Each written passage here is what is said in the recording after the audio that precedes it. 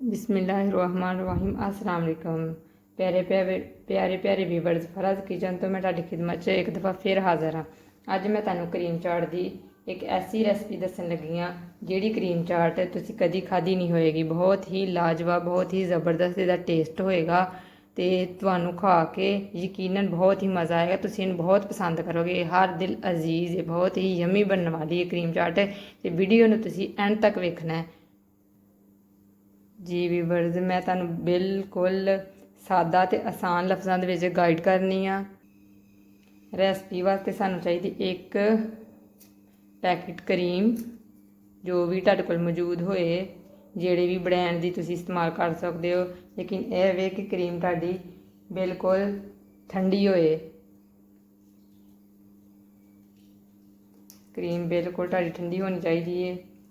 करीम नूं तुसीं 2 ਤੋਂ 3 घंटे फ्रीज च रख देना है कि ठंडी हो जाए।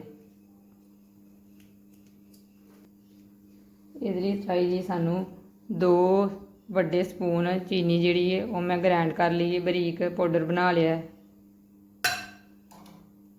1 टीस्पून, हाफ टी स्पून ਇਹਦੇ ਲਈ चाहिए नमक,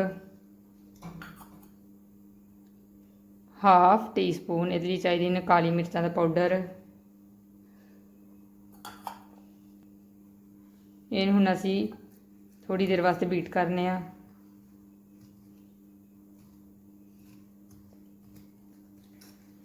इनू तुसी बीट करना है कि थोड़ी पतली हो जाए। 2 ਤੋਂ 3 मिनट तक हैंड बीटर नाल बीट करना है। दूसरे बीटर नाल बिजली वाले बीटर नाल बीट नहीं करना तुसी। क्रीम साडी बीट हो गई है। उस तो बाद असी ਇਹਦੇ ਵਿੱਚ शामिल करने आ 2 अदद मैं सेब ले ने जिन्होंने छिलकियां समेत कट लिया। उस तो बाद ਇਹਦੇ ਵਿੱਚ 3 अदद मैं केले ले ने जिन्होंने बरीक कट लिया। एक प्याली मेरे को अनार ने, जो भी सीजन के फ्रूट होए तुसीं इस्तेमाल कर सकते। एक प्याली मेरे को अंगूर ने। असी क्रीम शामिल कर लगे हाँ। तुहाडे कोल जो भी सीजन के फ्रूट ने, जो भी तुसीं पसंद करते हो फ्रूट, वो फ्रूट तुसीं इस्तेमाल कर सकते। जिहड़े जिहड़े फ्रूट तुहानूं पसंद ने। करीम असी शामिल कर लिए। हुण इहनूं मिक्सर की मदद नाल फोल्डिंग वंगरा तुसीं मिक्स करना है कि तुहाडे जिहड़े ना फ्रूट ये टुट ना जान। बहुत प्यार प्यार नाल तुसीं इहनूं मिक्स करना है।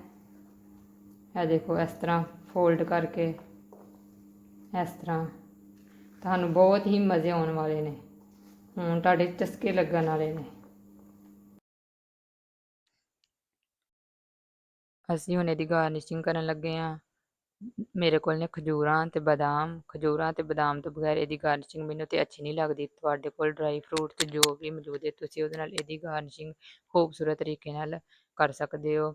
ये दिखण 'च जिन्नी खूबसूरत लगन डई है, ये माशाअल्लाह खाण 'ਚ तुहानूं उस तो भी ज़्यादा मज़ा आएगा। तुसीं एक दफ़ा ट्राई करके जरूर वेख्या जे मेरे कहण ते।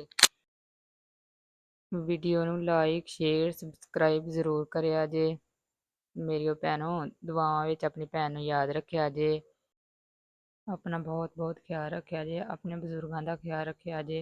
अपने इर्द गिर्द लोगों का ख्याल रखिया जे।